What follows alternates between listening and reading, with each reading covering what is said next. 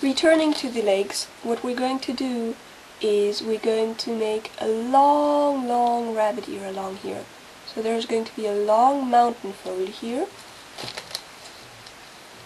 really long, just pushing that paper together, and then you'll have 2 mountain folds here to finish off that rabbit ear. You can see that? Okay, and then fold that leg forwards. Maybe not quite as far, maybe fold it up that far.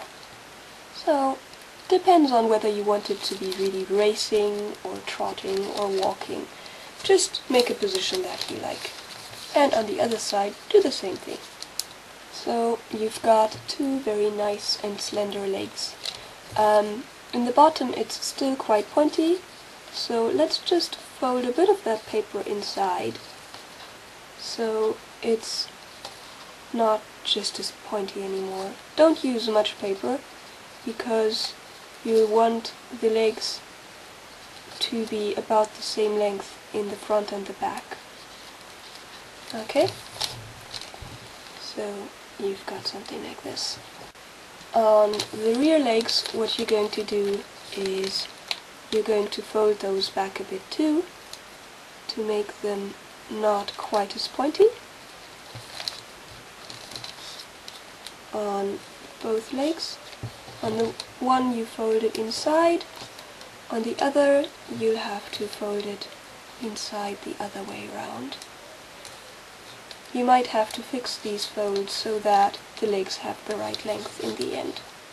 I usually never get it right the first time. And then what you're going to do is you're just going to belly fold this back.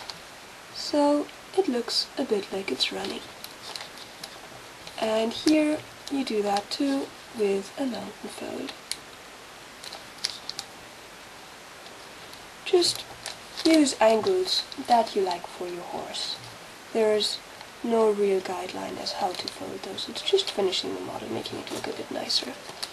So now you can't really recognize where the hind legs stop. So what we're going to do is we're going to make a mountain fold and a valley fold to just shape that body a bit.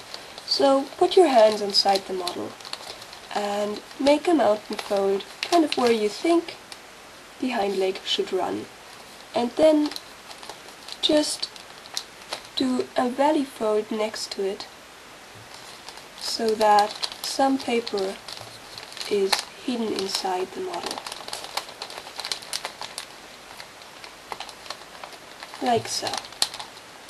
And then you push that so it goes nice and round, and push that together, make those creases nice and tight, really good creases, and then you can recognize kind of a leg here.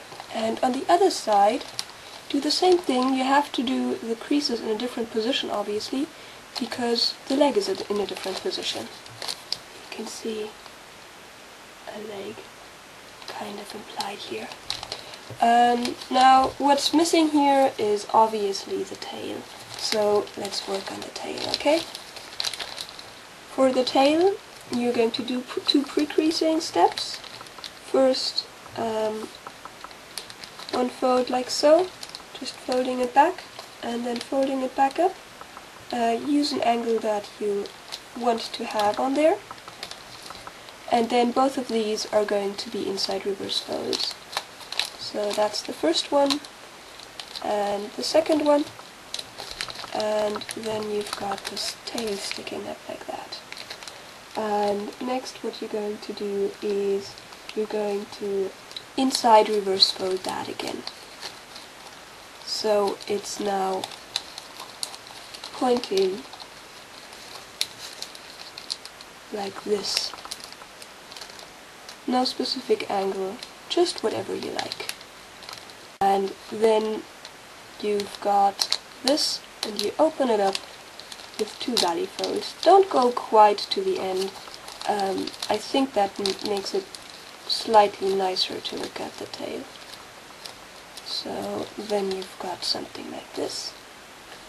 And then what you might want to do is maybe make that back a bit rounder. So just push that inside a bit.